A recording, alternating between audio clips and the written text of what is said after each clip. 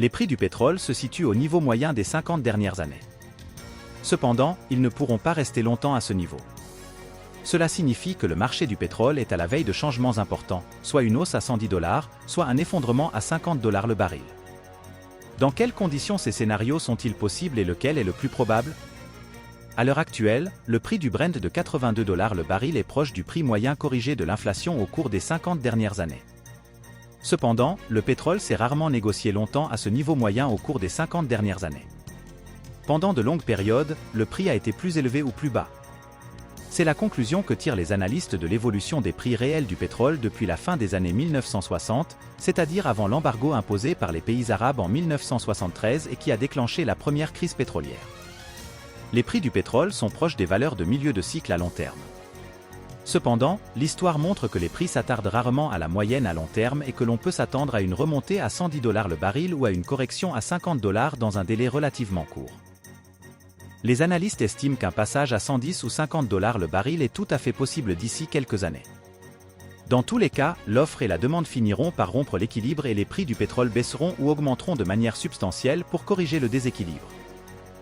Les prix du pétrole vont subir une correction à la hausse ou à la baisse dans un avenir proche.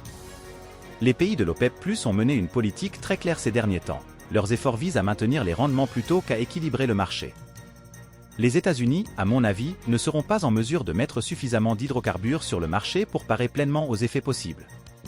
Il est donc très probable, à mon avis, que les prix se dirigent vers le seuil de 110 $ le baril au cours de l'année à venir. Pour que le pétrole suive une trajectoire ascendante, une croissance de la consommation supérieure aux prévisions est nécessaire, principalement dans les pays asiatiques. Cela est possible si l'Inde se lance dans une motorisation active. Dans le même temps, la production de pétrole doit diminuer, tant dans les pays de l'OPEP que dans les pays non membres de l'OPEP. Il ne s'agit pas d'une baisse ciblée, mais d'une baisse en tant que facteur fondamental, lorsqu'il est impossible de produire davantage. Un déclin fondamental de la production est un scénario possible, étant donné que l'industrie pétrolière a été sous-investie pendant des années en raison de l'alarmisme constant concernant la perspective d'une transition énergétique vers les énergies renouvelables. Par conséquent, il y a de moins en moins de grands projets de production qui mettent de nombreuses années à récupérer leurs investissements. Dans un premier temps, toutefois, cette baisse de la production peut ne pas être perceptible dans le contexte de la production globale et en raison de l'intervention de l'OPEP+ sur le marché. L'épuisement de certains gisements aux États-Unis entraînera une hausse des prix, mais l'OPEP+ freinera la croissance des prix afin de ne pas tuer la demande. Pour ce faire, les grands acteurs peuvent augmenter leur production et compenser les baisses de production dans d'autres pays non membres de l'OPEP. Le niveau moyen des prix se maintiendra longtemps grâce à l'existence de l'OPEP+, qui dispose d'un outil de régulation de l'offre et des prix. Il empêche les prix de baisser significativement et empêche les prix d'augmenter significativement. Lorsque le prix commence à baisser, les membres de l'OPEP+ réduisent leur production, et inversement, lorsque le prix commence à augmenter, ils augmentent leur production. À moins, bien sûr, qu'il n'y ait des problèmes sous la forme d'une révolution majeure dans un pays. Au détriment de l'OPEP+, nous aurons une situation assez stable. Une autre question est de savoir quel prix l'OPEP jugera juste, 80 $ le baril, 90 ou 100 $? C'est une question ouverte. Je pense qu'aujourd'hui, l'OPEP+ considère qu'un corridor de 80 à 90 $ le baril est acceptable. Et si le prix réel dépasse ce corridor, que ce soit à la baisse ou à la hausse, l'OPEP+ augmentera ou diminuera les volumes de production. Par conséquent, un effondrement des prix du pétrole à 50 $ le baril à moyen terme n'est probablement possible que si l'OPEP+ s'effondre, si les parties ne parviennent pas à se mettre d'accord sur des réductions de production, parce qu'un ou plusieurs participants refuseront de réduire la production parce qu'ils ne veulent pas céder des parts de marché. Du côté de la consommation, il est difficile d'imaginer une crise mondiale aujourd'hui. Au contraire, avec les prix bas du pétrole et du gaz, nous constatons une croissance de la consommation.